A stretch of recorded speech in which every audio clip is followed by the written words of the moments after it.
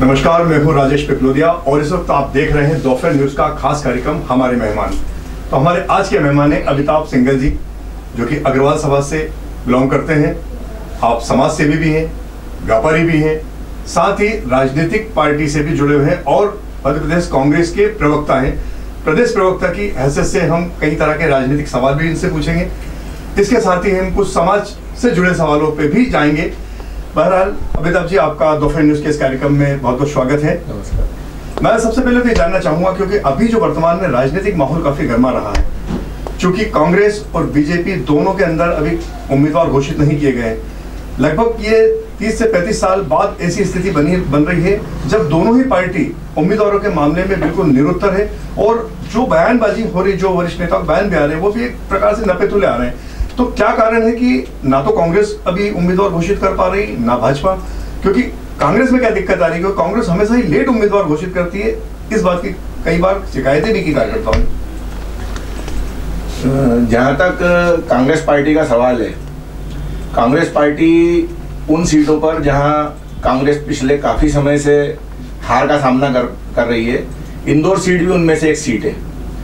और सुमित्रा ताई लगातार 8 बार यहाँ से जीती हैं और कांग्रेस को हार का सामना करना पड़ा है। इसलिए इस बार हमारा राष्ट्रीय नेतृत्व इंदौर को विशेष श्रेणी में रखकर इंदौर के प्रत्याशी पर बहुत ही गंभीरता से विचार कर रहा है।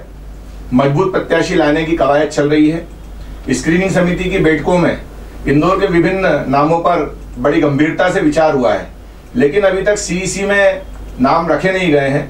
उसका एक कारण यह भी है कि इंदौर में जो मतदान होना है उसकी डेट का दौर बाद में है। 19 तारीख को इंदौर में जो मतदान की जो तारीख है वह देरी से है। तो जहां पहले के चरणों में मतदान होना है, इलेक्शन कमेटी ने वहां को प्राथमिकता देते हुए उन सीटों पर पहले उम्मीदवार तय किए। जहां तक आप उम्मीदवार की अपन बात करें, क्योंकि भले यहाँ पे थोड़ा सा लेट है, लेकिन अभी अगर आप देखें तो मात्र 35 दिन के समथिंग बचे हैं। अब बताइए कि यहाँ पे 25 लाख के समथिंग वोटर हैं और ऐसे में उम्मीदवारों को एक दिन में करीबन 60 से 70 हजार मतदाताओं तक जाना पड़ेगा। तो क्या ये संभव है? ये कहना बिल्कुल सही है कि मतदाताओं से संपर्क के लिए जनसंपर्क का जो समय है वो प्रत्याशियों को कम मिलेगा। जहाँ तक मुझे याद है, इंदौर के कांग्रेस के सांसद प्रकाश चंद जी सेठी, जो कि काफी वरिष्ठ नेता थे, उन्होंने इस परंपरा को प्रारंभ किया था कि चौथी मंजिल तक वो मतदाताओं के पास चढ़कर जाते थे और उनसे संपर्क करके अपने वोट के लिए गुहार करते थे। लेकिन वर्तमान परिस्थितियों में चूंकि चुनाव आयोग का एक खर्चे पर भी एक प्रतिबंध की बात जहां तक आती है, आचार संहिता के अंतर्गत भी काफी कठिन नियम हो गए हैं, तो जितना ज्यादा समय दिया जाता है उसमें उम्मीदवार का खर्चा बढ़ जाता है। तो इसलिए पार्टियां कुछ समय अधिक नहीं दे पाती है, जबकि वास्तविकता यह है कि समय दिया जाना चाहिए उम्मीदवार को और मतदाताओं के पास ज्यादा से ज्यादा उसकी पहुंच हो, इसके लिए जल्दी उम्मीदवार घोषित किया जाना चाहिए। पर एक चीज उसमें देखने में आई है कि जैसे कई मल्टियां बन चुकी हैं यहाँ पे और कॉलोनी भी काफी विस्तृत हो चुकी है। ऐसे में प्राय देखा गया है कि जो भी उम्मीदवार है वो मात्र हाथ जोड़ते हुए कई जगह से निकल जाते हैं। तो आपको लगता है कि हाथ जोड़ने से वोट मिलते हैं, पार्टी के नाम पे नहीं, या रूबरू तो कोई जानते ही नहीं उन्हें? उम्मीदवार, जहां तक मैं लोकसभा की बात करूं, लोकसभा का उम्मीदवार उसी व्यक्ति को घोषित किया जाता है जिसकी अपने शहर में एक पहचान होती है, एक राजनीतिक पहचान होती है, एक सामाजिक पहचान होती है, एक व्यवसायिक पहचान होती है, या वो एक वेल नोन चेहरा राजनीति में जाना माना जाता है। और पार्टियों के पास अपना संगठन है, उसमें पार्षद हैं, विधायक हैं, पार्टियों के पास अपने पदाधिकारी हैं। साल भर पार्टियां जनता के बीच में कार्यक्रम करती है, कार्य करती है। उन कार्यों के आधार पर जनता अपना मानस बना चुकी होती है कि हमको किस पार्टी को लाना है। अच्छा, वर्तमान में ऐसा कौन सा सुपर पावर नेतृत्व तो कांग्रेस के पास है जो घोषित होने वाला है? कौन हो सकता है इंदौर में प्रत्याशी, या कहीं बाहर से पैराशूट उम्मीदवार आएगा? पैराशूट उम्मीदवार की बात नहीं है, लेकिन चूंकि इंदौर में कांग्रेस काफी समय से हार रही है, तो एक ऐसा उम्मीदवार हमारे द्वारा सामने वाले उम्मीदवार का भी इंतजार किया जा रहा है कि सामने कौन आ रहा है। चूंकि ताई 8 बार से जो कि अध्यक्ष रही हैं लोकसभा की, उनके टिकट पर संकट के बादल आए हैं और जहां तक लोगों में इस बात को लेकर नाराजगी भी है, भारतीय जनता पार्टी अपने बुजुर्ग नेताओं का अपमान कर रही है। तो इस अपमान को लेकर नाराजगी है लोगों में। तो क्या कदम भारतीय जनता पार्टी आगे उठा रही है, उसको देखते हुए भी अभी इस सीट को होल्ड किया गया है कि सामने वाला प्रत्याशी कौन होगा और उसके मुकाबले हम कौन सा बेहतर उम्मीदवार दे सकते हैं। अच्छा, वैसे वर्तमान में क्या मुख्य मुद्दा रहेगा कांग्रेस के पास में? क्योंकि अभी ऐसी कोई लहर वाली स्थिति तो है नहीं, पहले मोदी लहर थी, बीच में किसी और की लहर थी, अभी क्या लहर है शहर में, या क्या मुद्दा रहेगा वोट का, कैसे प्रभावित करेंगे? अभी सबसे बड़ी बात जो है वो वादों को निभाने के विषय पर जो बात हम यदि करें तो पिछली सरकार ने जो वादे जनता के साथ किए थे उन वादों को निभाने में सरकार पूरी तरह असफल रही है। और कांग्रेस की जो कमलनाथ सरकार बनी है, कमलनाथ सरकार ने जो वादा किया था कि हम किसानों का कर्जा माफ करेंगे, उनको कर्ज मुक्ति के सर्टिफिकेट बांट दिए गए हैं। उन्होंने पुलिस कर्मियों को साप्ताहिक अवकाश देने की बात कही थी, वो अवकाश दिया गया है। इसी तरह बेरोजगारों के लिए और बहुत से युवाओं के लिए जो योजनाएं लागू की गई थी, कमलनाथ जी एक एक कर समय सीमा में उस योजनाओं को लागू करते जा रहे हैं। तो नई सरकार पर जनता का विश्वास है और जनता में यह मानस बना है कि यह जो कहते हैं वो करते हैं। और हमारे घोषणा पत्र में कांग्रेस अध्यक्ष राहुल जी ने भी कहा है कि हम निभाएंगे, और जो बात मैं करता हूं वो वादा में निभाता हूं। इसलिए जनता का विश्वास बड़ा है। और इस चुनाव में जो मुद्दे की बात इंदौर में यदि हम कहें तो 8 साल 8 बार कार्यकाल ताई का रहा, 8 बार वे इंदौर से जीती, लेकिन इंदौर में कोई बड़ी उपलब्धि हमको जनता को देखने में नजर नहीं आती है कि शहर को सांसद के नाते कोई बड़ा उन्होंने सौगात दी हो।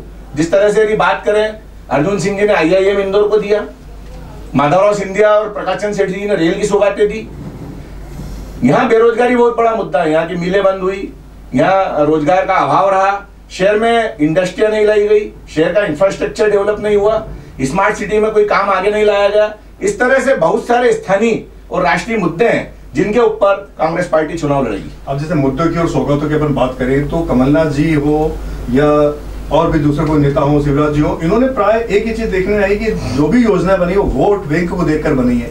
मिडिल क्लास के लिए कोई योजना नहीं आती है, जो नीचे का दर्जा है मतलब मतदाता है उनके लिए पहले शिवराज जी ने 1 रुपए किलो में गेहूं और चावल खिलाए, अब राहुल जी उनके लिए आए कि हम हर महीने उन्हें 6,000 रुपए देंगे। तो कुल मिला के उनका पेट तो आप भर रहे हैं और जो हाई लेवल के लोग हैं उन्हें कोई फर्क नहीं पड़ता है। लेकिन जो बेचारा मिडिल क्लास है उसके लिए कोई व्यापक योजनाएं नहीं बनती है, चाहे बिजली योजना ले लीजिए या और कोई योजना ले लीजिए। तो इन लोगों ने क्या बिगाड़ा है? क्या आप लोगों का ध्यान, मतलब आप प्रवक्ता है चूंकि कांग्रेस के, तो अपने सरकार को क्या इस ओर ध्यान नहीं दिलाते आप लोग कि मिडिल क्लास के लिए भी कुछ करें? जहाँ तक न्याय योजना की बात है, न्याय योजना में जो 72,000 रुपए देने की राहुल जी ने घोषणा की है, उसके लिए पहले अर्थशास्त्रियों से चिंतन मनन किया गया है। रघुराम राजन जी ने उसका मॉडल तैयार किया, उस मॉडल के ऊपर यह योजना तैयार की। उसमें 20% गरीब जो हैं, 20% गरीब, और उन गरीबों के लिए जिनकी 72,000 रुपए प्रतिमाह आय नहीं है, उसमें यह कहा गया है कि यदि आप 72,000 रुपए प्रतिमाह नहीं कमाते हैं तो 72,000 का जो शेष राशि है वह हम आपको दिए जाएंगे। यह घोषणा राहुल जी ने की है। और साथ ही हमारे जो फाइनेंस के एक्सपर्ट है पी चिदम्बरम साहब, उन्होंने यह भी कहा है कि इन घोषणाओं का, सरकार की जो घोषणा है और इनमें जो खर्च होना है उसका बोझ मध्यम वर्गीय परिवारों पर नहीं डाला जाएगा, मध्यम वर्गीय परिवारों को इस बोझ से दूर रखा जाएगा। यह बात बिल्कुल सही है कि चूंकि आज की राजनीति वोटों पर आधारित है और राजनीति में सर गिने जाते हैं, वोटों की संख्या गिनी जाती है, इसलिए मध्यम वर्ग की ओर सरकारों का ध्यान कम रहा है। लेकिन इस दिशा में ईमानदारी से प्रयास होना चाहिए कि मध्यम वर्ग का भी एक बड़ा हिस्सा इस देश में निवास करता है और मध्यम वर्गीयों के लिए भी योजनाएं लाई जानी चाहिए, क्योंकि मध्यम वर्ग एक ऐसा वर्ग है जो न कह पाता है न सह पाता है। इसलिए उस वर्ग के लिए हमें जरूर योजनाएं लानी होगी और हम हमारी सरकार आती है निश्चित रूप से हम ध्यान आकर्षण करेंगे। अच्छा, हम बात करते हैं मान लीजिए स्थानीय मुद्दों की, तो इंदौर के अंदर जो कैंडिडेट उतरेंगे, अब आपने देखा होगा कि इंदौर 3 बार से नंबर 1 हो चुका है और इसका श्रेय भाजपा को जाता है क्योंकि भाजपा की महापौर है। कांग्रेस, इसके अलावा ताई ने भी अपनी तमाम उपलब्धियां गिनाई, खैर हमारे पास वक्त कम है उन उपलब्धियों को बखान करने का, लेकिन कहने का मतलब ये है कि अब जो कैंडिडेट उतरेंगे तो स्मार्ट सिटी वर्क और ये सारी चीजें क्या उनके विरोध में नहीं आएगी, क्योंकि ये सारी चीजें का श्रेय भाजपा को जाता है। तो आप स्मार्ट सिटी प्रोजेक्ट या अन्य प्रोजेक्ट के बारे में क्या कहना चाहेंगे? क्या सक्सेस है वो सारी? जहां तक इंदौर शहर की जो संरचना है उसके अंतर्गत स्मार्ट सिटी का प्रोजेक्ट यहाँ पर सफल नहीं हो पाया है। भारतीय जनता पार्टी ने पूरे देश में स्मार्ट सिटियों की घोषणा की थी, लेकिन एक भी स्मार्ट सिटी आज की तारीख में पूर्ण नहीं हो पाई है।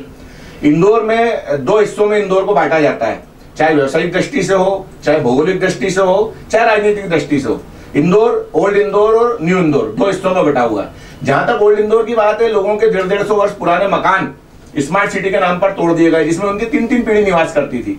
क्या यह उचित नहीं होता कि हम दिल्ली और मुंबई की तरह बाहर की कोई जमीन लेकर उसको डेवलप किया जाता, मंडियों को हमारी बाहर शिफ्ट किया जाता, हमारे जो ट्रांसपोर्ट के साधन है जो शहर में उनको बाहर शिफ्ट किया जाता, हमारा रेलवे स्टेशन जो है उसको बाहर लाया जाता है जिससे कि लोगों को अधिक सुविधाएं मिल सके, यातायात का दबाव कम हो सके। लेकिन स्मार्ट सिटी के नाम पर जो खेल इंदौर में हुआ है वो समय समय पर समाचार पत्रों ने, राजनीतिक दलों ने उजागर किया है। इस दिशा में बिल्कुल गंभीर प्रयास नहीं हो पाया है जो गंभीर प्रयास होना चाहिए था, और इंदौर को जो हक मिलना चाहिए था स्मार्ट सिटी के नाम पर, वो हक इंदौर को नहीं मिल पाया। और कानून व्यवस्था के बारे में क्या कहना चाहेंगे? क्योंकि पहले जब प्रदेश में भाजपा की सरकार थी तब कांग्रेस कहते थे कि यहाँ कानून व्यवस्था बिगड़ी हुई है, अब तो चूंकि कांग्रेस की सरकार है तो अब भाजपा वाले कह रहे हैं कि कानून व्यवस्था बिगड़ी हुई है, तो इस बारे में क्या कहना चाहेंगे? जितनी भी प्रदेश में हत्याएं हुई है या जो भी अपराध घटित हो रहे हैं उसमें 70% हत्याओं का पर्दाफाश हो चुका है, जिसमें भारतीय जनता पार्टी से जुड़े लोगों का नाम प्रमुखता से सामने आया है। अब यदि किसी दल से जुड़ा कार्यकर्ता, वो किसी भी दल से हो, यदि अपराध करता है तो सरकार के लिए वह समान नजर से देखा जाता है। अधिकारियों का जो स्थानांतरण किए गए हैं, अभी 15 साल से चूंकि प्रदेश में शिवराज सिंह जी की सरकार थी, उनके चहेते अधिकारी सभी जगह बैठे हुए हैं। इसीलिए सरकार जब भी कोई नई आती है वो अपने विश्वास के अधिकारी बिठाती है, अपनी पसंद के अधिकारी बिठाती है। कानून व्यवस्था को नियंत्रण करने के लिए कमलनाथ जी बहुत ही सख्ती से काम कर रहे हैं। आचार संहिता के बाद इस विषय में और सख्ती से कार्य किया जाएगा और कानून व्यवस्था को कहीं भी खंडित नहीं होने दिया जाएगा। वैसे आपकी राय में अब ये टिकट घोषणा कब तक होने की उम्मीद है? बहुत ज्यादा अब समय नहीं बचा है, 2 से 4 दिन के अंदर यह टिकट का फैसला, 20 तारीख तक मैं समझता हूं कि टिकट का फैसला सामने आ जाएगा और कांग्रेस का बहुत ही मजबूत उम्मीदवार होगा और इस बार कांग्रेस बहुत ही मजबूती से इंदौर में चुनाव लड़कर जीतने के लिए चुनाव लड़ेगी। बहरहाल हम अमिताभ जी का शुक्रिया अदा करते हैं, तमाम मुद्दों पर इन्होंने हमसे अपने विचार विमर्श किया। कांग्रेस के टिकट कब जारी होता है, किसे उम्मीदवार बनाएगा, यह तो अभी चंद दिनों में मालूम पड़ ही जाएगा। कौन से मुद्दे कितने हावी होंगे यह भी वक्त बताएगा। बहरहाल अमिताभ जी आपका बहुत बहुत शुक्रिया डॉक्टर न्यूज में आने के लिए। बहुत बहुत धन्यवाद।